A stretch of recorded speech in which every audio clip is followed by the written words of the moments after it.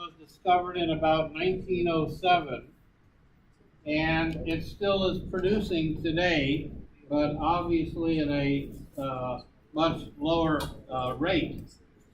But the field is in the state of Oklahoma, where I live. So here is the state of Oklahoma, in the middle of the U.S., kind of. And this is a map showing part of Oklahoma that is very oily, very oil and gas prone. Oklahoma has a long history of oil and gas production. It's one of the, I think it's about the third most productive in the U.S., second or third. At any rate, what you see in black here, all these in black, these are small oil fields. And so it's just like the previous example, you get a lot of them. Whenever you're doing these incised valleys, whenever your reservoirs, these incised valleys, you tend to get a lot of small discontinuous ones like you see here. Well, there's an outcrop belt as well, and that outcrop belt runs along like this, where my yellow line is. And the beds in the outcrop dip down towards the west. And so what that means is that the rocks that are outcropping are the same ones that are producing oil and gas in the subsurface. So that makes it very nice that you can go to outcrops and look at your continuity and your connectivity and things like that, the features that make up your reservoir. Okay, so this field, here's the production history of what is called the Glenpool field, and that's the one that's in red right there, Glenpool field. One of the earliest fields, again found in, discovered in about 1907. So here you see the production history, and it's been through several different cycles.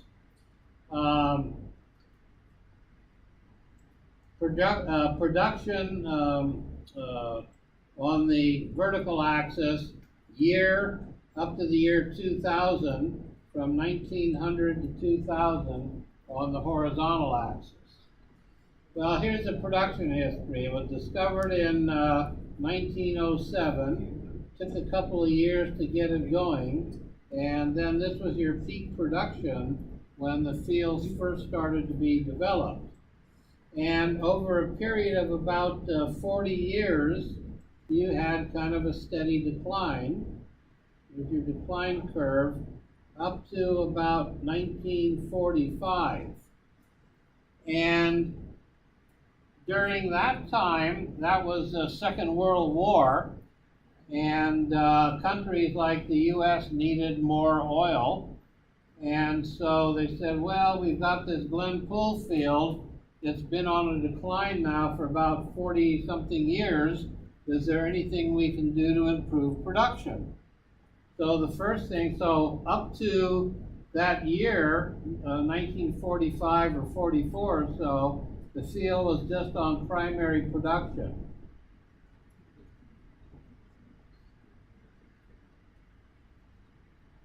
The first attempt to bring up production was re-injecting gas, and that occurred over a period of a couple of years, and that brought the production back up to a point about there. And then with the gas repressurization process, you kind of held steady for several years, and then you started to get another production decline. Well, when you first started to get this little blip right here, this little decline right there, they thought it might be a continuous decline, so they decided to do a pilot water flood, and that went on for about this much time. They did the pilot water flood. you still had decline. And then they went to a full field water flood, and it's been on full field water flood since about 1965 or so. So when they went into full field water flood, raised the production again, then it started to decline. So they did some infill drilling and re-drilling when you started this decline, and that brought the field up again. And now it's been on a decline ever since. And so in order to try to bring up the production again, the companies that were operating this put more emphasis on the geology. Okay, is there anything about the geology that we can determine that can help us increase the production again? So just a little bit of general geology here. The reservoir interval is called the Bartlesville Sandstone. It's Pennsylvanian in age, Paleozoic. And there's an underlying shale, which is a high stand shale.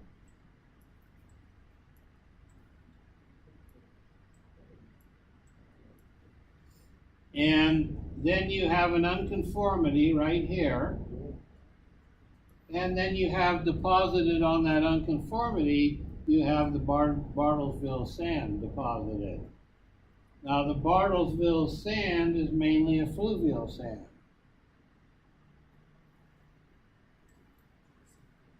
So here we see a typical well log of the Bartlesville sand. And in this case now, you start out at the base of the sand, you have a shale below, and then you get a very nice, thick, good sand body as shown on the well log. And in looking at outcrops and core, it was determined that this lower sand was a braided fluvial channel deposit, like in the base of Insight Valley, where this would be your unconformity surface right there at the base of the sand. Then, as you move up stratigraphically, you go from a braided channel to a meandering channel, which is this orange one here. And somewhere in between, you have, in this particular well, you have some of those crevasse splay deposits. So in this well, you've got 3 different reservoir units, or potential reservoir units. The splays are not in all the wells, but they're in several. And you've got this typical becoming finer and finer grained upward, which, remember back in your permeability, that's going to mean a progressive upward decrease in permeability as you go from the braided channel fill up to the meandering and the splay deposits.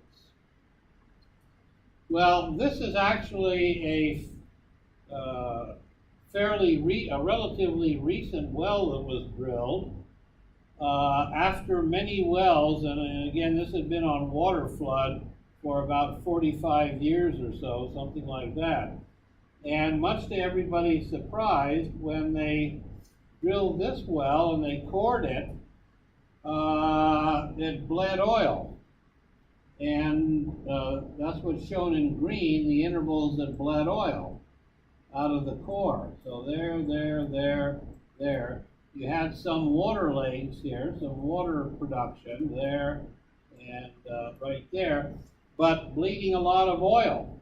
And nobody expected that because with all this water flooding for 45 years, you would think you would have gotten all the oil you were going to get out. You would think you would have gotten that out. But what it showed was that you must have a very high degree of compartmentalization, so you actually, the water flood was not fully efficient. Even though it was very old, there were still sand bodies that were isolated and compartmentalized that hadn't been drilled. And so that gave new life, new possible life to the field. So you could bring up your production again if you could find those undrilled compartmentalized sand bodies. So what you see down here, just a picture of a modern braided river deposit, which was this yellow sand down here, and a modern meandering river deposit, which is your one up here.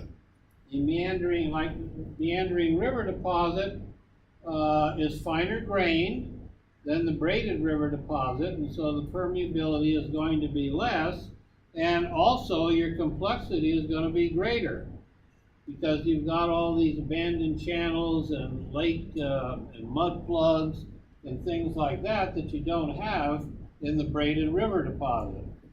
So one of the things you don't see here is any bleeding oil out of the braided river sand. In fact, when they cored it, it was nice and clean. Okay, nice clean sand.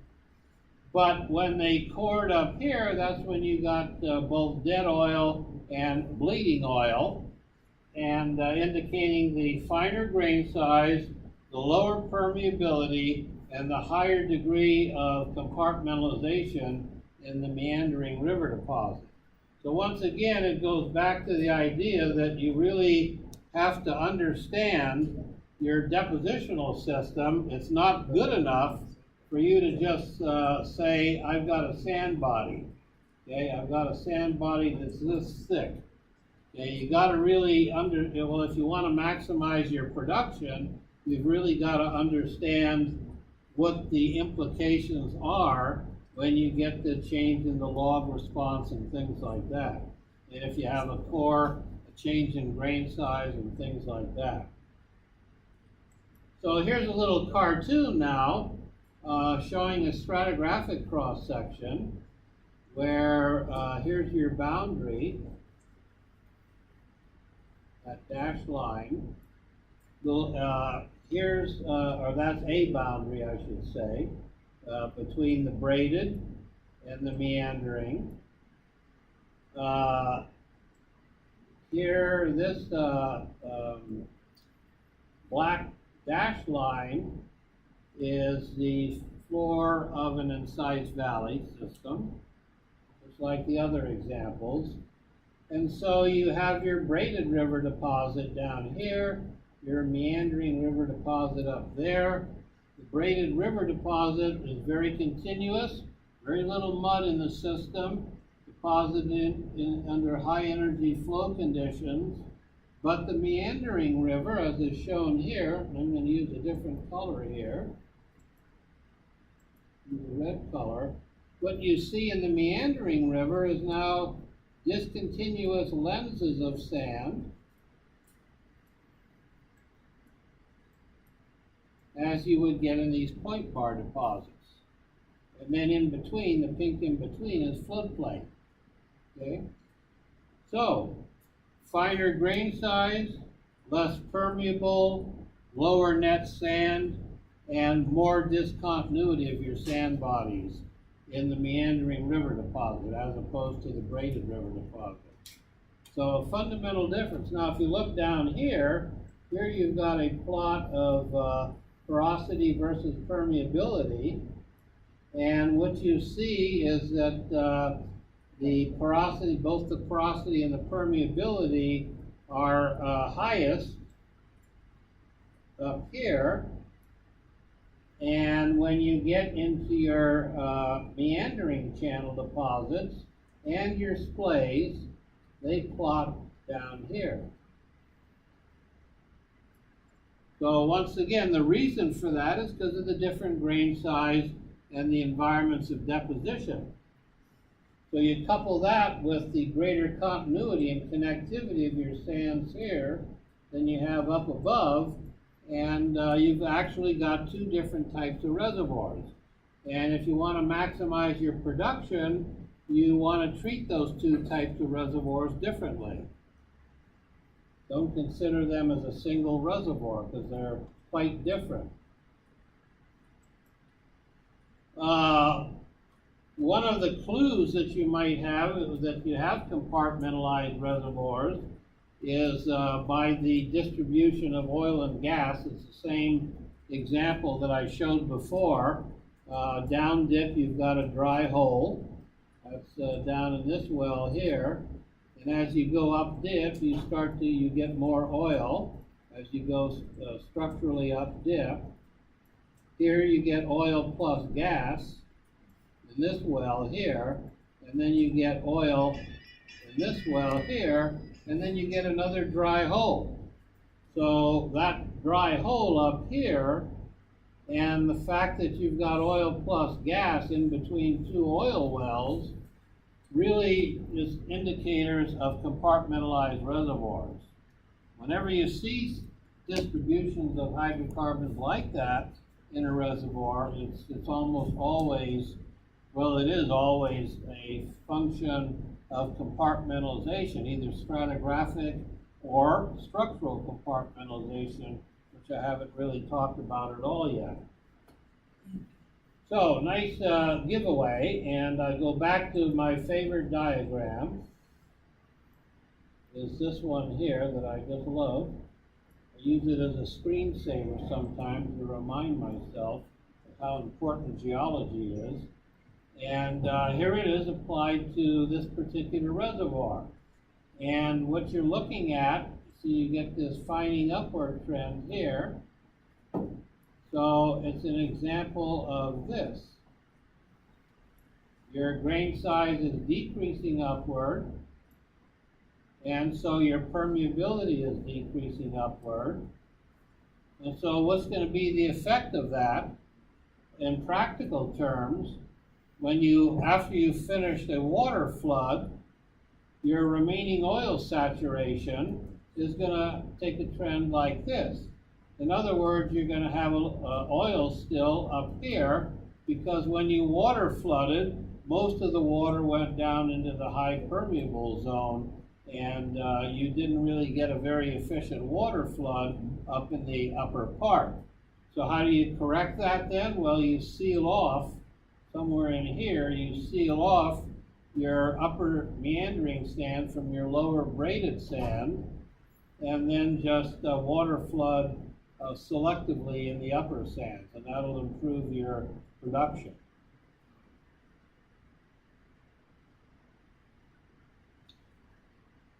That's why also, actually I should put the line separating braided from meandering right there, because you had bleeding oil up above that, and no bleeding oil, just water down below. So just another example. Now I have one more example to give you, and this really is hits really hard how complex these incise, the fluvial incise valley systems are. This is another example from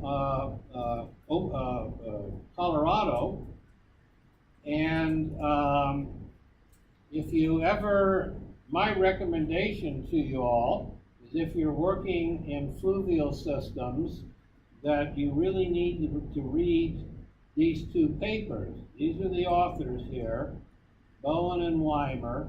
They were both AAPG bulletin articles, and one was published in 2003 and one in 2004.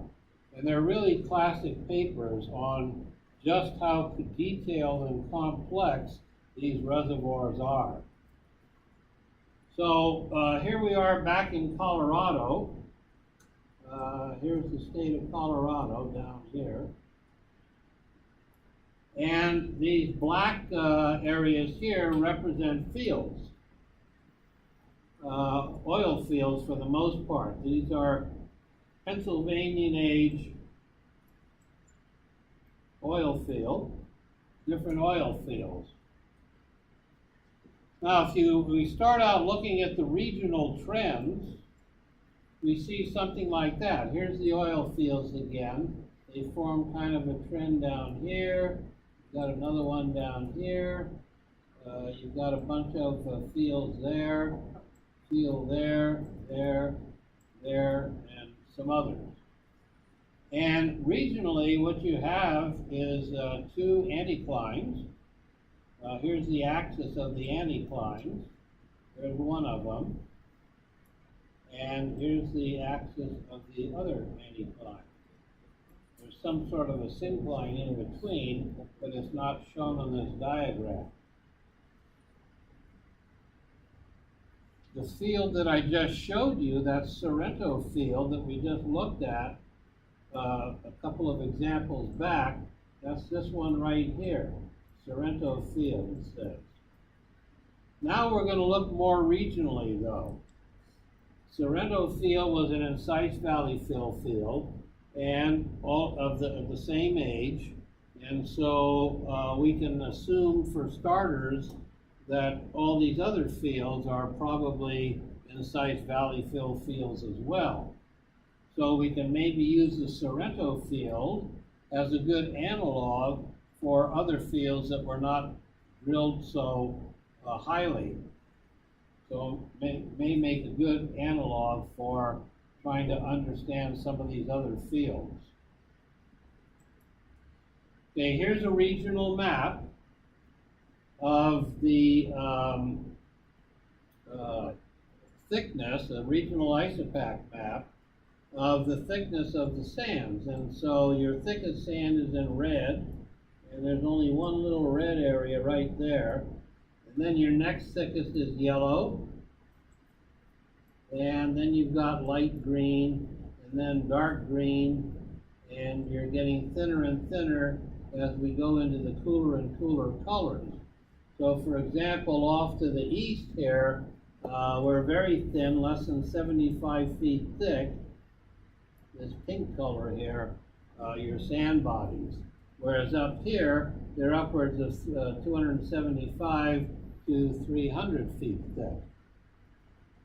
So the first step in this study was to understand the regional geology and also to couple that regional geology with the study of that Sorrento field that I showed you.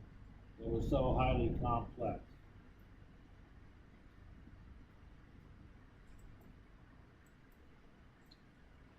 Okay, well here's a structural cross-section, and this is one of those anticlines coming up on it, then back down.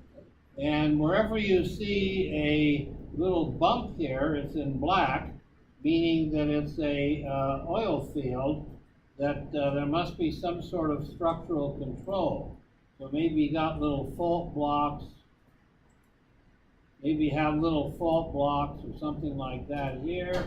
Here you're on top of the anticline, so you have bigger fields and so on. So there is a structural component to this, the distribution of the oil. And because it's not a nice blanket deposit, but you've got several different fields, there must be a stratigraphic component to the distribution of these fields as well. And that's what I want to focus on. Well, here's a typical well log. And this is very, very complicated, this well log. This is, whoops.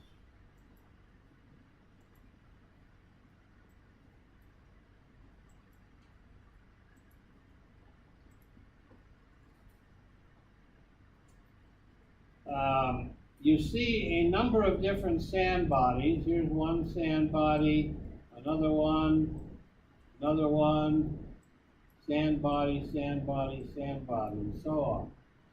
Well, the people who did this work, why it's a classic study, is that they went into great detail, much more detail than normally would be the case, to try to understand how continuous or discontinuous those individual sand bodies were. And so they did a sequence stratigraphy analysis, and all I'm going to show you is erosion surfaces that they recognized. Some of these wells were cored, so they could see erosion surfaces indicating the bases of incise valleys. So those are these red wavy lines. There's one there, another one there, another one there, another one there, one there, one there, and one there. So what this is telling you, if those sequence boundaries represent the unconformity surfaces represent drops in sea level, what this is telling you is that over the time interval at which this stratigraphy was deposited, you must have had several cycles of fall and rise of sea level. Okay? And so you get all these unconformity surfaces. Well, the trick then, once once the well logs were calibrated to any core that was taken, the real trick then was to go from well to well to try to correlate. Extremely difficult and time consuming. In fact, this was not really a company project. This was a graduate student PhD thesis. And it's kind of interesting because this student who did the PhD, I was good friends with his advisor, and the advisor would complain to me about every 3 months. The student would disappear for about 4 or 5 months, then would come back, do some more cross sections, then disappear again for a few months.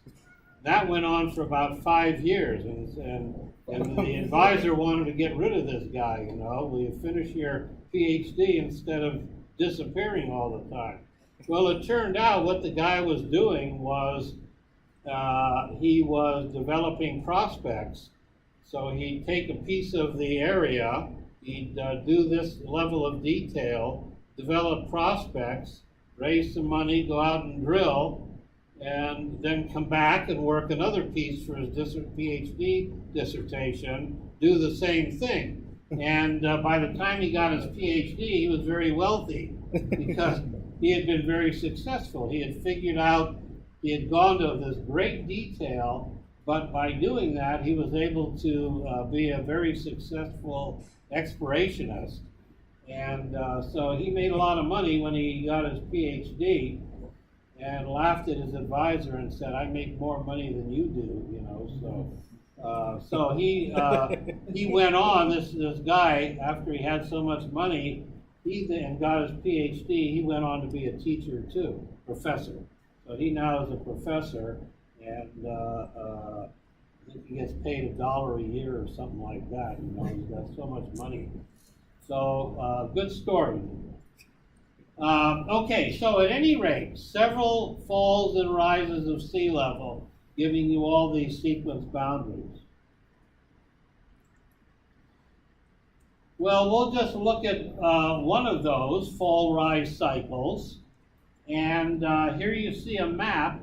This is a map that the student made of during high stand time when sea level was high. That meant the shoreline was way back. Landward was up to in this area to the north, and seaward the ocean was down here. So high stand deposits formed, the type of deposit that formed generally tended to be deltas and shoreline sand, beach sands, things like that. And what you see here is a map, a regional map of the high stand sand bodies, which were potential reservoirs. He also mapped out then, during low stand time, he took each one of those individual sand bodies and mapped them out and got a pattern something like this. At low stand time, here were your shoreline sand bodies way down there. And this was all now subaerially exposed, okay? Exposed to erosion and development of incised valleys. So what you see here during this time interval between high stand and low stand, when your shoreline was moving seaward, it moves seaward a distance of about 175 miles, okay? So that's a lot of territory there. for developing prospects. And every one of these blue lines is an incised valley that's formed during that low stand of sea level and then backfilled during the high stand of sea level. So you had all these very detailed incised valley fills that were potential reservoirs, in addition to the shoreline sands, which were also potential reservoirs. So when he was finished, when he found out, the student, well, this is why he'd disappear. You know, he'd make a map like that, find some of these incised valleys or the shoreline sands. He would drill them, and generally did quite well. He had about an 80% success rate or something like that, drilling. At any rate, this is the distribution now in that area, or at least the eastern Colorado. Here's eastern Colorado. And then here you get into the state of Kansas. And again, the black are the oil fields. And again, they're discontinuous, small, each one. So this is a production map where you had oil fields in black. You've got a few, you've got gas fields in gray. In fact, this gray area here is a huge gas field called the Hugoton Field. It's just an enormous gas field, been producing for many, many years. But we're interested in the oil here in this case, and so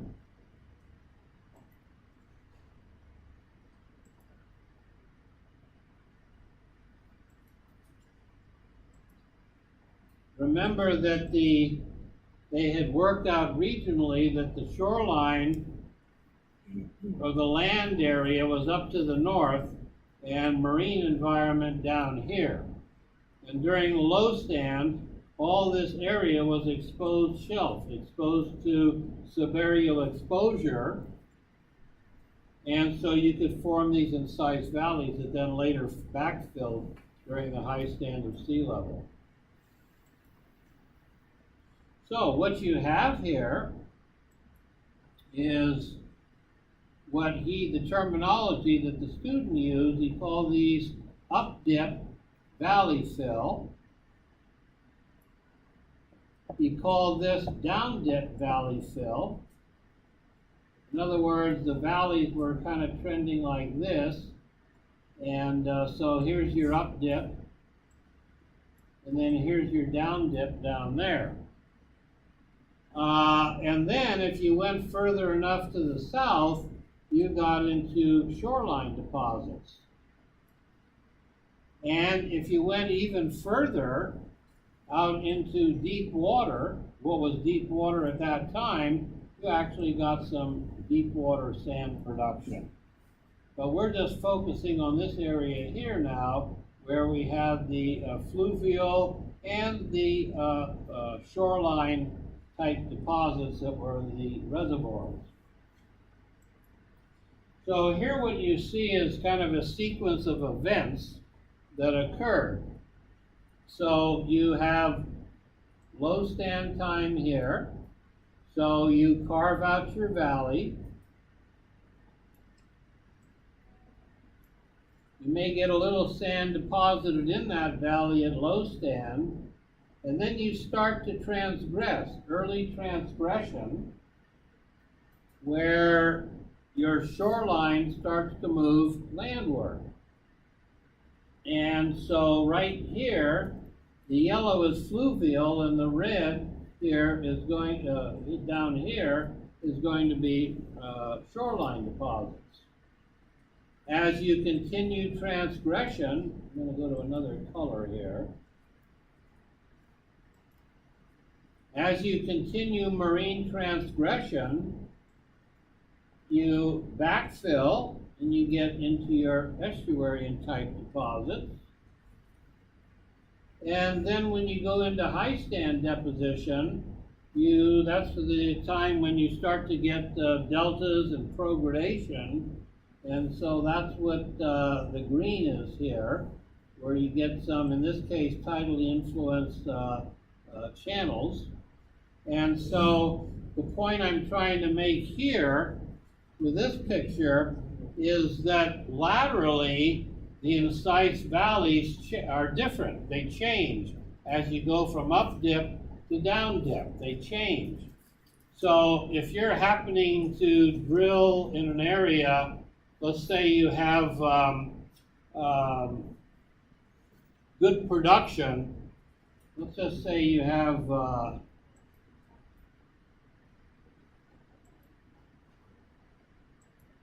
let's say you have good production up here, and you've been drilling in this up-dip valley fill trend.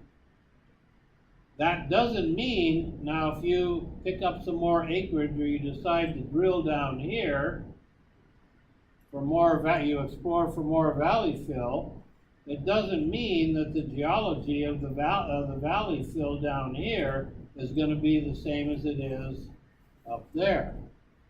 Okay, because you get differences as you move from up dip end to the down dip end in your sedimentary processes, which give you differences in your stratigraphy as you move from up dip to down dip.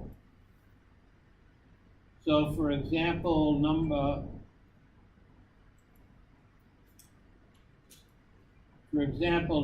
A would occur on our sea level curve about here. We're dropping sea level. B, early transgression here.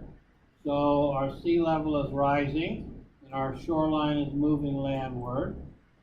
C is later transgression, where you kind of get start to get your transgressive marine deposits. And then D is here, where you're really at the maximum part of your high stand deposit. So here's a cartoon that just illustrates this very simply, what you get. Up dip, this is what you might have.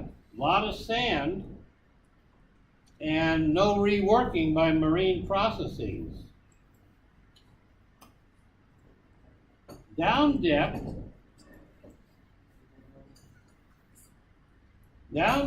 you get marine shales and much lower net sand, and that sand will be generally marine influence, so maybe tidal deposits, something like that. And then in the middle you have kind of a transition where you get combination of fluvial and a little bit of marine in the middle. So going back to this picture I showed you earlier of this incise valley, up dip would be way up here out of the influence of the marine environment. Down dip would be down here where you've got your shoreline nearby. And then you've got in the middle the transition zone somewhat in the middle. Why don't we take a break and see fresh food arrived. So let's take a break.